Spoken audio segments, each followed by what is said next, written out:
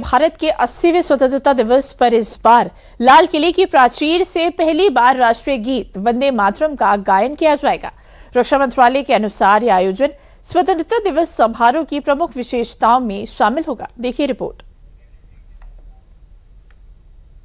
The first time we are doing it with that sequence. The sequence is that he arrives on the rampart, then the national song is played and everybody keeps standing. Thereafter he unfurls the flag and the national anthem. आजादी का जश्न, लाल किले की प्राचीर और तिरंगे की शान। हर साल 15 अगस्त को देश इसी गौरव के साथ स्वतंत्रता दिवस मनाता है, लेकिन 80वें स्वतंत्रता दिवस का समारोह कई मायनों में ऐतिहासिक होने जा रहा है, क्योंकि इस बार लाल किले की प्राचीर से पहली बार वंदे मातरम की गूंज सुनाई देगी।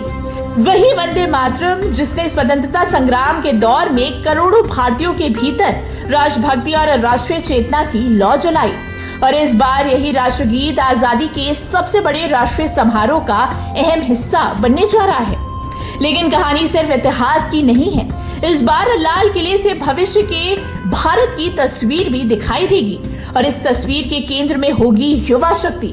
तो 80वें स्वतंत्रता दिवस पर क्या क्या होगा खास?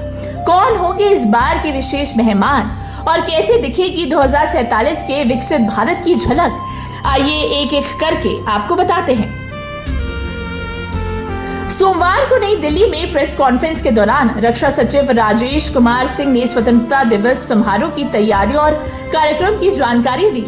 उन्होंने बताया कि 2026 में वंदे मातरम के 150 वर्ष पूरे हो रहे हैं। इसी ऐतिहासिक मौके को खास बनाने के लिए स्वतंत्रता संग्राम के दौरान लाखों भारतीयों को प्रेरित करने वाले इस राष्ट्रगीत को पहली बार लाल किले की प्राचीर से गाया जाएगा। प्रधानमंत्री नरेंद्र मोदी के लाल किले पर पहुंचने के बाद वंदे मातरम का गायन होगा। इसके बाद प्रधानमंत्री राष्ट्रीय ध्वज फहराएंगे और देश को संबोधित करेंगे। रक्षा सचिव ने आगे बताया कि इस वर्ष के समारोह में युवा शक्ति को भी याद किया जाएगा, जो 2047 तक विकसित भारत के निर्माण में युवा भारत के योगदान को मान्यता देता है। इस खास मौके पर एनसीसी के 2500 युवा मिलकर लाल किले के सामने वंदे मातरम नाम की एक बड़ी मानव आकृति बनाएंगे। वहीं साइंस और मैथ्स के इंटरनेशनल ओलंपियाड में मेडल जीतने वाले 19 होनहार छात्रों को भी मुख्य मंच पर बिठाया जाएगा। इसके अलावा वायुसेना का हेलीकॉप्टर आसमान से लोगों पर फूलों की बारिश करेगा और एक बड़ा बैनर लहराएगा। इसके साथ ही देश भर के 343 अलग अलग शहरों में सेना और पुलिस के बैंड देशभक्ति के गाने बजाकर जश्न मनाएंगे। यानी इस बार आजादी के 80वें साल का जश्न इतिहास और भविष्य दोनों को एक साथ जोड़ता नजर आएगा। एक तरफ लाल किले से पहली बार गूंजेगा वंदे मातरम, तो दूसरी तरफ देश की युवा शक्ति नए भारत की तस्वीर पेश करेगी। महिला उद्यमियों से लेकर किसानों, कारीगरों और प्रतिभाशाली छात्रों तक अलग अलग क्षेत्रों में देश का नाम रोशन करने वालों को सम्मानित किया जाएगा।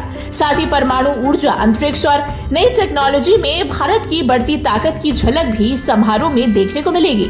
यानी इस बार लाल किले की प्राचीर से आजादी का गौरव भी होगा और नए भारत का आत्मविश्वास भी। वंदे वंदे वंदे वंदे